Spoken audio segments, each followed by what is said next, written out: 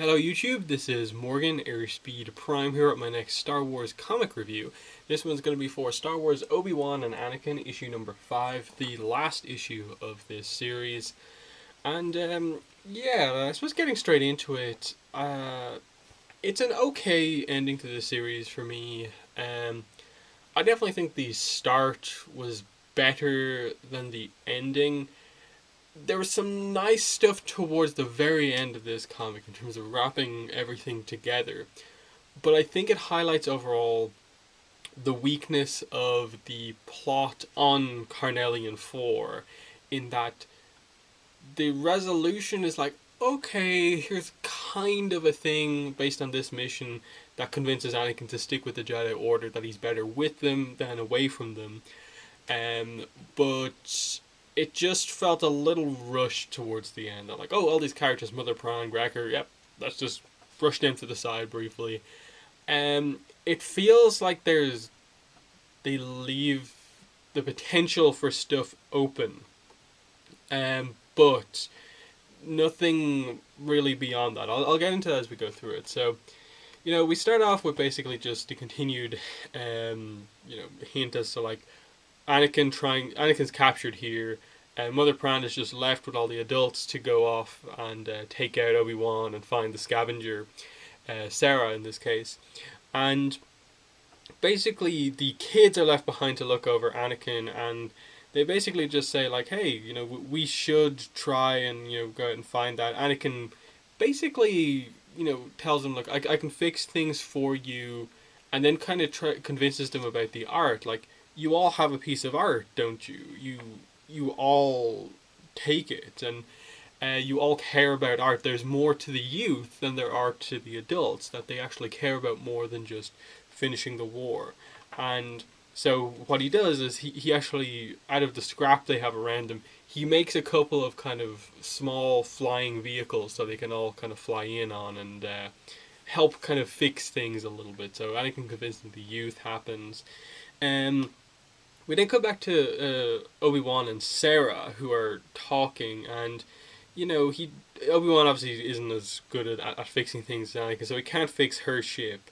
He then she shows him a picture of basically these images that she's watching. She says the image used to move. It was a whole story color with instructions on how to call the Jedi if needed. And it's basically just this person with a lightsaber cutting off the arm of another person with a lightsaber. And this is the reason like why she was interested in calling the Jedi to the planet, because she saw that they were powerful, they could help, no one could stand against people with the lightsabers, the Jedi, as far as she was aware. And then Obi-Wan just like, Jedi aren't known for really just killing people like this and displaying power like this. What color was the lightsaber? You said it had color before. And she says, why red, I believe. Does it matter? And they're interrupted before anything can happen. Now, nothing is really touched on beyond this. This person with the red lightsaber who has killed someone else with a... So wait, no, the person here doesn't have a red lightsaber. Sorry, I mistook the art. It's a person with a red lightsaber just killing someone, and we don't really have more than that. So it's setting up some form of a Dark Jedi or Sith threat at this point in time. I assume it's more of a Dark Jedi type thing. And this could potentially be something that they come back to if they return to this time period. I think in general the series has been quite popular. I think they should return to it, because when they end it, there's still doubts. Like, it's not a full resolution. Now, Anakin's perfectly happy with the Jedi Order. Let's move on. There's still doubts. There's still a lot of stuff to address during that time period of Anakin and Obi-Wan's life.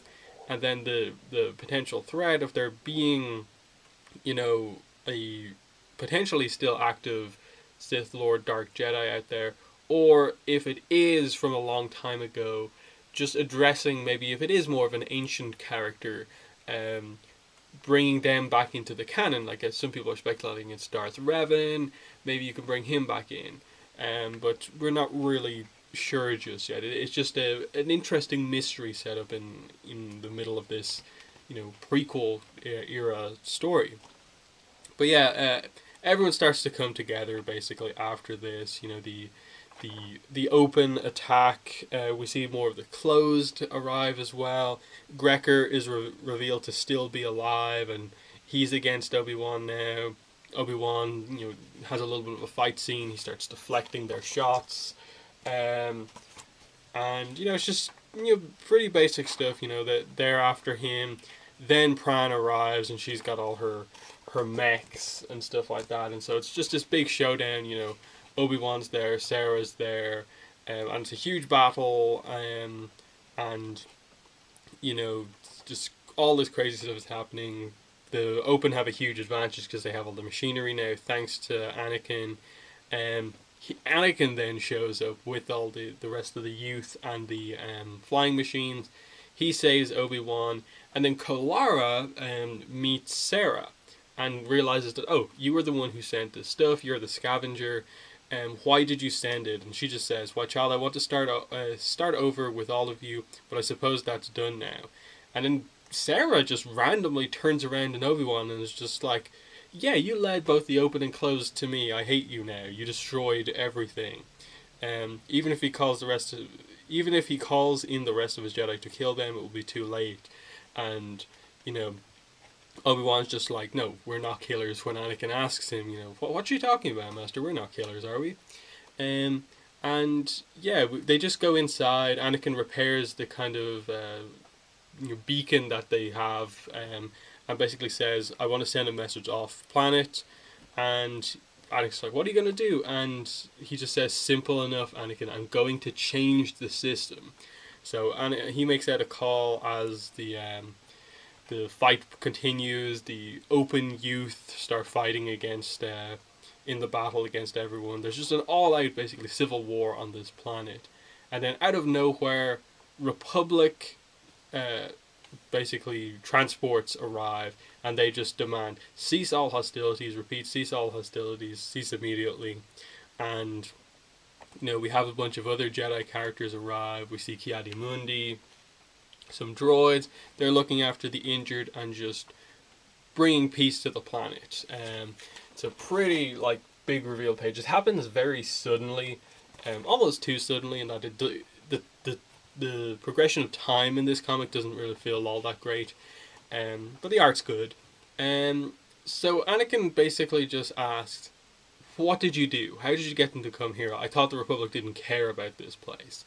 And Obi-Wan just explains that. He says, I told them we had discovered that the unusual atmosphere on the planet had high concentrations of Tabana gas, and they're here to secure it. Is that true? And he's like, I have no idea, but the point was to get them to come here. It'll be some time before the survey is done, and they can determine if it is Tabana gas or not. But the thing is, it's going to bring a level of peace to the planet. It's going to stop the war. Maybe once they're not in conflict with each other, they'll realize they like it, and something can happen from there. And perhaps they will choose to help themselves, is what Obi-Wan says. With the implication being that the youth, now influenced by Sarah and the more art side of things, that war, battle against the Open and closed isn't just what it's about, that something could happen. And he says, yes, the Republic did not come here because of Obi-Wan Kenobi. They came here because a Jedi called. Being a Jedi is not about power or lightsabers or even skills with the Force. It's about connection, being part of something bigger. I'm stronger as a part of the Jedi Order than I could ever be alone, as he hands Anakin back his lightsaber. So that's the core that they're going for here. That is the thing that is meant to convince Anakin to stay with the Jedi Order. That we couldn't have stopped what was happening on this planet without being part of the Jedi Order. Being part of the Jedi means there's a level of respect, reverence to being a Jedi. That if you say something, you are respected, and the Republic will somewhat help. They will believe you at least. Whereas, Anakin, if you just go off on your own, you may have Force powers and skill and can convince people with that, but you don't have this, kind of backing of being a Jedi and the respect that garners around the galaxy. And, just that sense that Obi-Wan being friendly with all the Jedi and, the connection to the Republic is more powerful because of that. So that's basically it. That we just leave Carnelian 4 and that's it. We don't come back to it. We don't get any resolution with Pran, Grecker, really what the kids are doing, what Sarah's doing. Just that the Republic have arrived and they're going to force peace upon this planet effectively. But it's something needed to happen. I don't like that they just left all these characters out there. Like Mother Pran was the villain of this whole thing, and she just is captured. Nothing happens. Same with Grecker. Sarah had this big turn in Obi-Wan, and now she, I assume, is just captured with everyone. The only real hint as to anything happening is just that Sarah sending these sky gifts, these pieces of art, and it getting into the hands of the youth of the open, and I assume the closed as well, is going to make things better going forward. That even if the adults who are captured don't agree with what's happening to the planet, the youth, the kids will actually promote change as time goes forward. It felt very very very sudden. But yeah, then we get, I suppose, the scene we've kind of been waiting for like this whole time, and that is that okay, Anakin has just told Obi-Wan that he basically wants to leave the Jedi Order, not for good, but he wants to. How are they then, after this happens, put on a mission? And we get it here: Yoda and Obi-Wan talking, and he just Yoda just asks to leave the Order. Does Anakin wish? Possibly, Master Yoda. He believes that his path lies elsewhere. He wishes to leave his training behind, at least for now. He says he will return, but I don't know where I failed. I've done my best to teach him. He belongs here. He's not ready. He's too young. And Yoda just says, like, as are you. You're still young. It's not your fault. Anakin is still a child, but his path is difficult. And we get this idea that Obi-Wan is kind of caught between these two vows that he has here. That if Anakin leaves, he has to leave with Anakin to guide him, because the vow he made to Qui-Gon. That he can't just break that because he's committed to, putting his faith into the person that Qui-Gon put his faith into. His dying wish was that Obi-Wan train Anakin, and if that involves leaving the Jedi Order, it's something he has to do.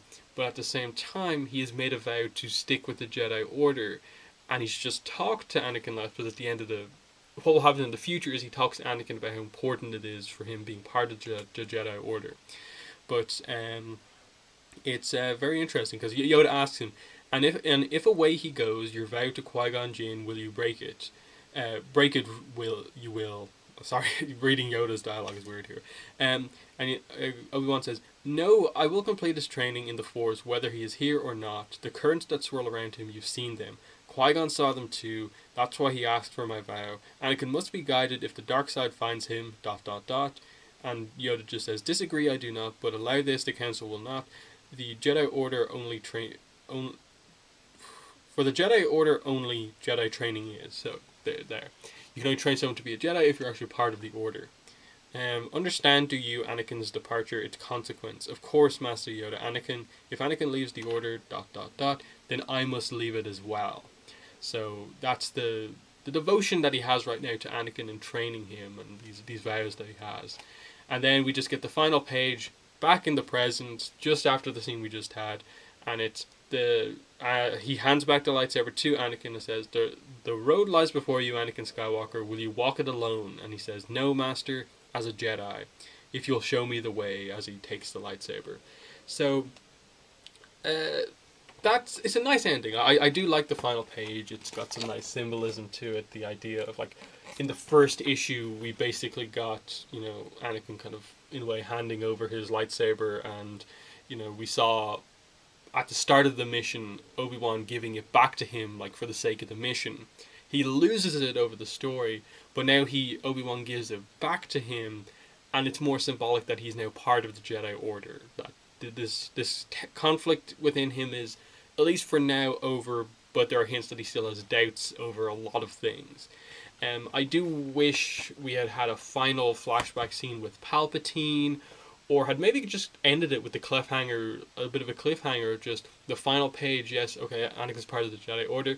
That news filters into Palpatine and his reactions to the fact that Anakin is sticking with the Jedi Order, is that that his manipulations here throughout the flashbacks we saw in the earlier issues haven't fully worked, but there's still some doubt there. I'd really like to see that. Um, but overall, I think it's definitely one worth picking up. It's a series worth picking up. You know, when the trade paperback comes out, collecting all 5 issues. If you really like the prequels, and especially if you really like the characters of Obi-Wan and Anakin, like Obi-Wan's my favorite character, and I really do like Anakin as well. So this was kind of like a perfect series for me, and I'd say it's worth checking out, just because the dialogue, like the stuff before they arrive on the planet, the conversations that Obi-Wan and Anakin have are super interesting. How they ultimately resolve it in terms of the personal stuff between Obi-Wan and Anakin and their little stories, Obi-Wan and his vows, Anakin and just his doubting of things and how he sees things differently than most Jedi, and how that makes him such an important character. That's all really well done. The weakness of this story is the plot on the planet, in that they set up all these mysteries and then I don't think they pay off all that well. It just, a lot of the characters just fall away. Like in this, most clearly they fall away here.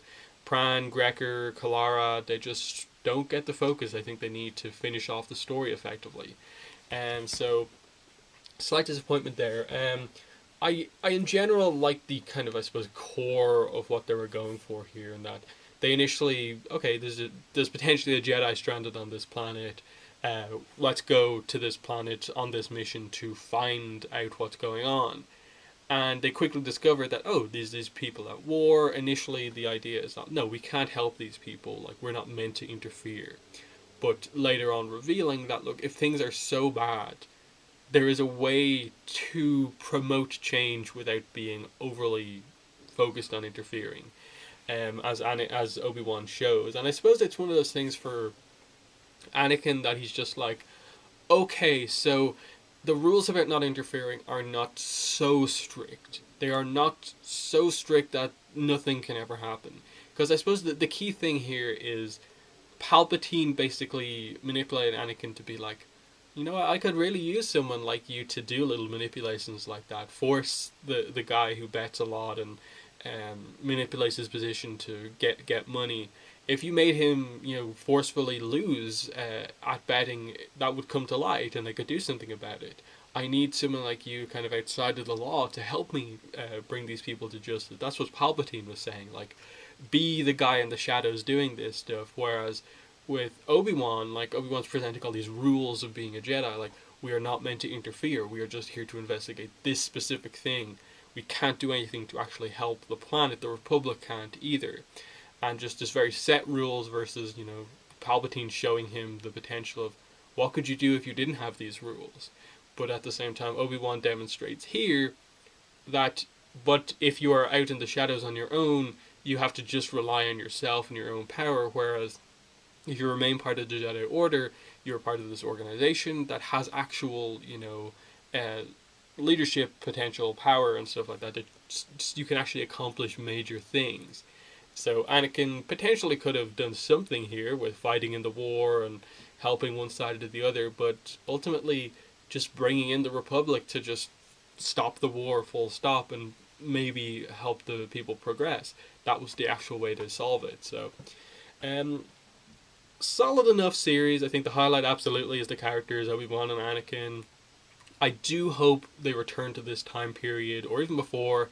I'd love to see in the new canon some focus on, you know, early Obi-Wan and Qui-Gon stuff, more Obi-Wan and Anakin, stuff like them potentially revealing a character that we are aware of, some dark Jedi or Sith, as mentioned here, which, as far as I'm aware, in the new canon, not a lot of those old Sith lords have been mentioned currently, so that has a lot of potential, I think. So definitely, overall, I definitely recommend it. I think it's probably a more solid series than like Kanan, overall, but I hope they cover more prequel era stuff, because I think it's a fascinating time period that there's a lot of interesting stuff going on. Then of course you've got all the Jedi Council members and Yoda and all these other characters who you can tell stories about as well. So that's been the video. In the comments, let me know what your thoughts were on the issue, on the review, Obi-Wan and Anakin as a series overall, now that it's over. But other than that, thanks for watching, and bye.